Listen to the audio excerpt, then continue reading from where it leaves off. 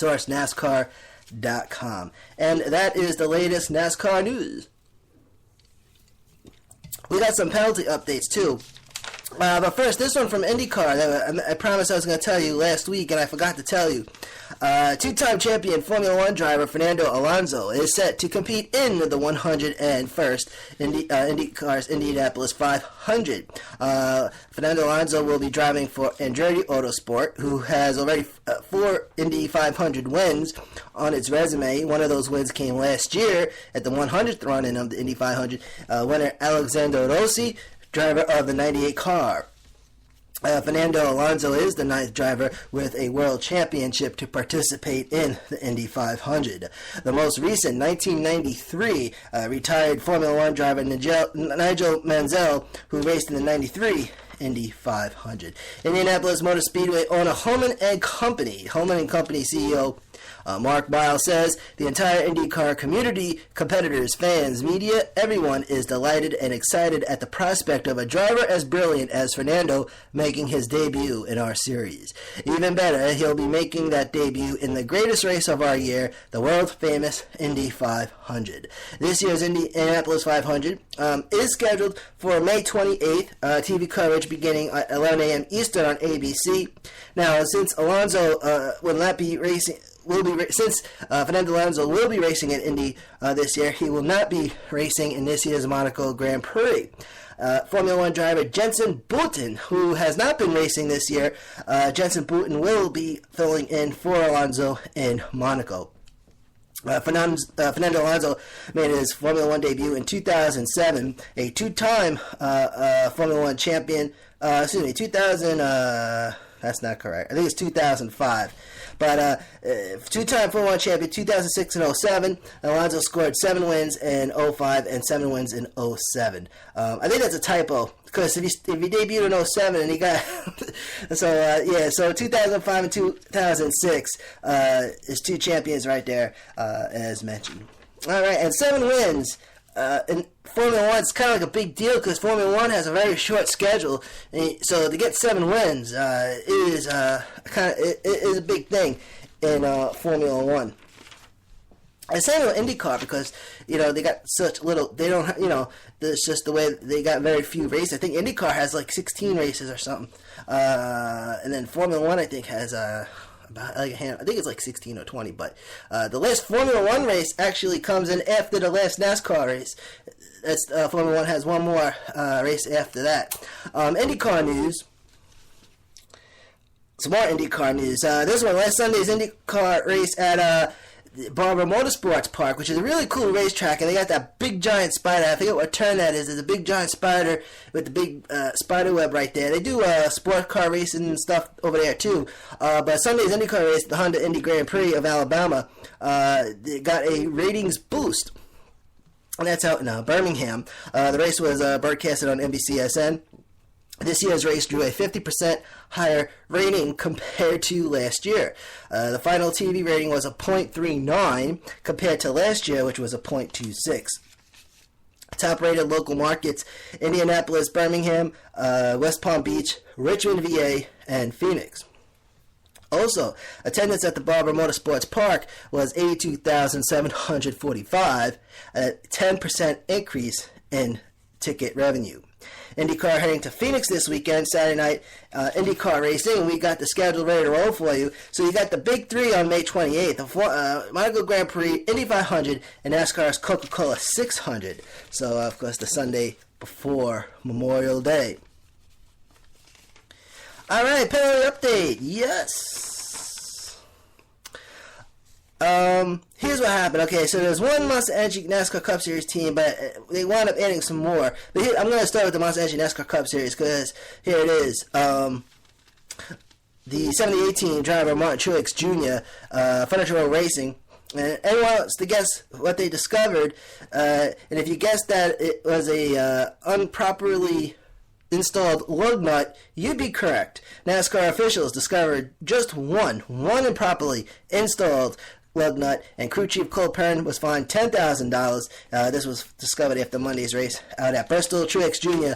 finished in 8th. Now, some other penalties that came out. Here's what happened here.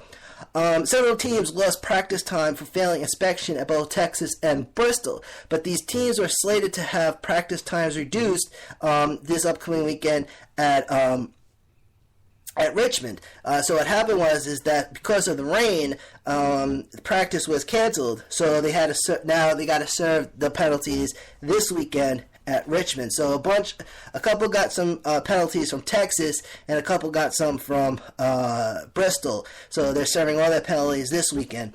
But as for Texas, it was from the Riley Auto Parts 500.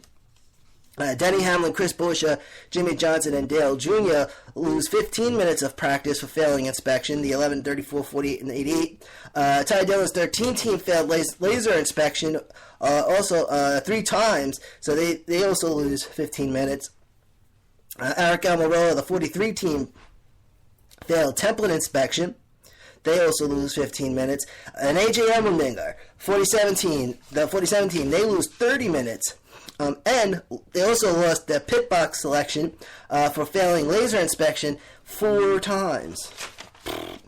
And then Austin Dillon's number 3 team failed laser inspection 5 times. The 3 team was also docked 30 minutes, so those are the Texas penalties. Now, from additional penalties from Bristol, there was only 2.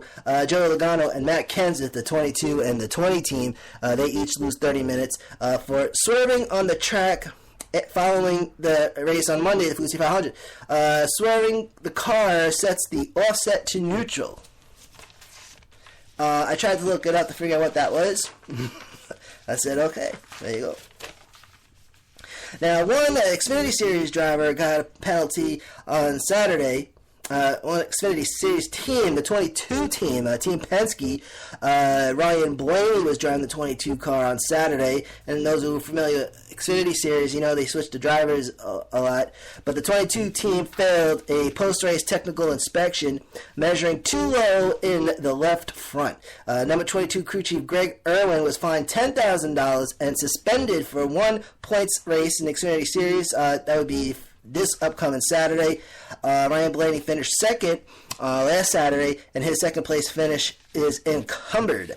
And according to NASCAR.com, quote, any potential playoff benefits relating to owner standing, since Blaney is eligible for Xfinity Series points from that position, would essentially cease to exist as well.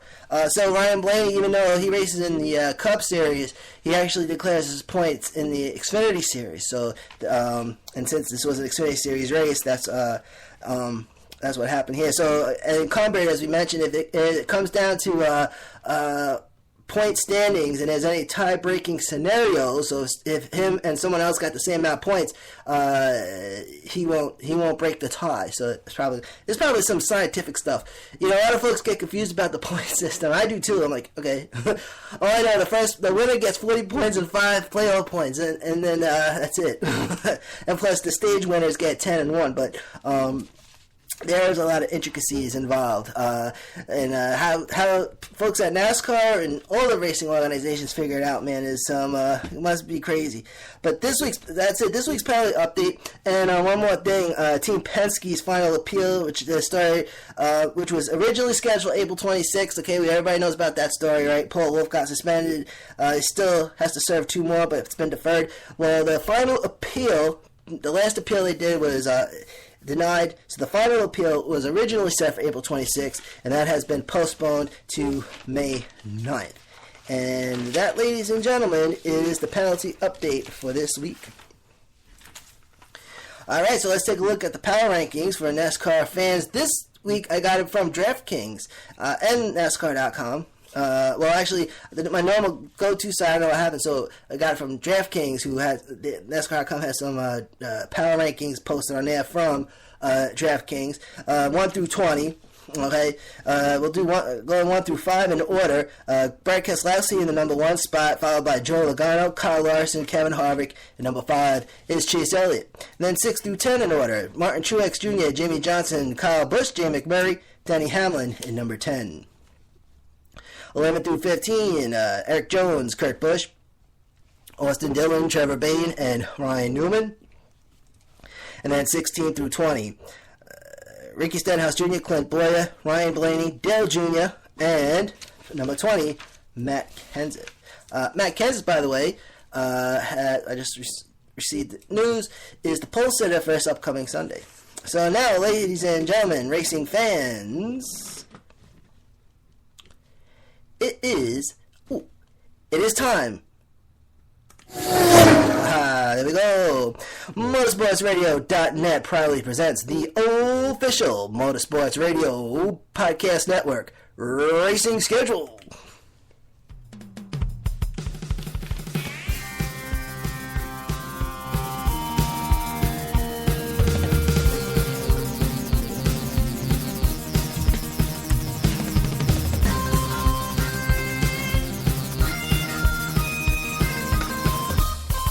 The big three are racing this weekend, NASCAR, IndyCar, and Formula One. Also NHRA as well. Everyone's coming to the party this weekend. NASCAR heading to the Richmond International Raceway for some more short track racing. Henrico County, Virginia, capacity is 71,000. Opened in 1946, 3/4 mile oval, asphalt. And then bankings at the corners is 14 degrees. The front stretch is 8 and the back stretch is 2. Lap record 15.3197 seconds. Sam Hornish Jr., Team Penske, IndyCar 2005. Then IndyCar, speaking of IndyCar, heading to Phoenix International Raceway in Avondale, Arizona. Capacity 51,000. Opened in 1964. And of course, the dog leg, it's the IndyCar driver's turn at the Funky Dog Leg stretch. Bankings at turns 1 and 2 between 10 and 11 degrees. Turns 3, it is 8 degrees. Turns 4 between 8 and 9. The front stretch is 3 and the back stretch is 10 and 8. Yeah, because turn 2, it's 2 backstretch.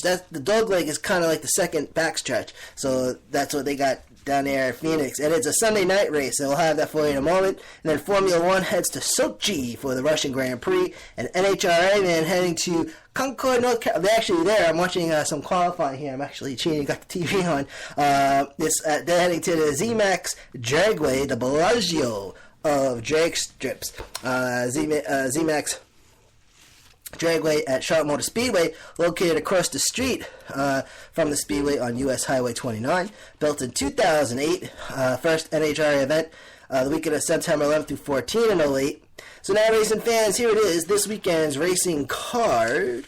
Alright, starting with NASCAR. NASCAR Xfinity Series racing on Saturday at 1 o'clock p.m. Eastern, and hopefully the weather cooperates. The whole East Coast got killed with rain this week, man. It rained up here in New York. It was raining today. It was raining Thursday. It was raining, so the whole East Coast got it, but I think we should be in the clear. But Xfinity Series racing on Saturday, 1 o'clock Eastern time, and that's going to be on FS1 and MRN, and that's going to be the Toyota Care 250, 250 laps. Stages 1 and 2 are going to be 75 laps each, and stage 3 will be 100. Then Monster Energy NASCAR Cup Series racing on Sunday, 2 p.m. Eastern time on Fox and MRN, and that's going to be the Toyota Owners 400. 400 advertised laps. Stages 1 and 2 are going to be 100 laps each, and then stage 3 will be 200 laps. Alright, and then IndyCar, as mentioned, heading to Phoenix.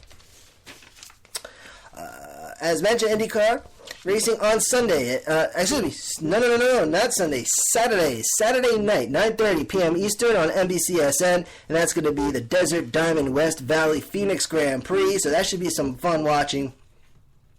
And then Formula One on Sunday morning. Formula One is getting me crazy with the times, and I believe there was a mess up with the times for the Chinese Grand Prix. One of them. No, not the Chinese Grand Prix. The one that I forget which one it was, but so it's 7 a.m. Eastern Time TV coverage. NBCSN. Also check out NBCSports.com. Okay. Formula One kind of changed their app on me, man. I don't know why, but it just has the NBC logo, the little peacock.